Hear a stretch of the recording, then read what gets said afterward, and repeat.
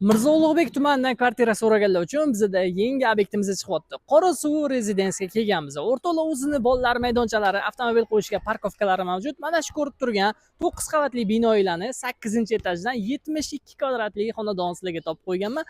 Videoni oxirigacha ko'rib tursanglar, to'liq obzori va oxirida albatta narxini aytib o'tamiz. Eshikdan kirganingizda sizlarni mana shunaqangi kiravish qismi kutib oladi. Chap tomonda o'zini shkaf, garderoblari joylashtirib qo'yilgan. O'ngda bo'lsa yuvinish xonasi, bu yoqda hojatxona.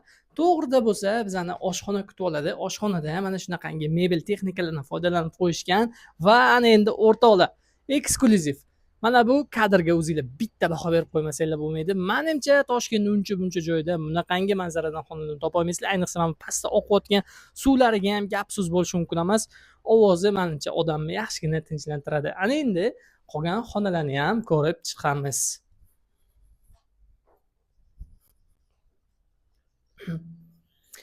Bu yoqda bo'lsa bizani mehmonxona kutib oladi. Mana shunaqangi ranglardan foydalanib qo'yishgan.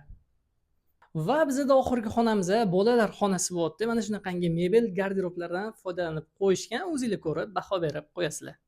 Videoni shu joyda yakunlaymiz. Yana bir marta eslatib o'taman. Mirzo Ulug'bekda joylashgan Qorasuv Residence turar joy majmuasidagi obyektni sizlar bilan birgalikda obzor qilib ko'rib chiqdik. O'rtoqlar, mana shu ko'rayotgan kvartiralarga $89,000 so'rashyapti. Tepasiga kelsanglar, yana ham kelishadigan joylar bo'ladi. Egalarning raqamini qoldiraman. To'g'ridan to'g'ri murojaat qilaverasizlar. Sizlar bilan ko'rdik kanali, bizdan uzoqlashmanglar.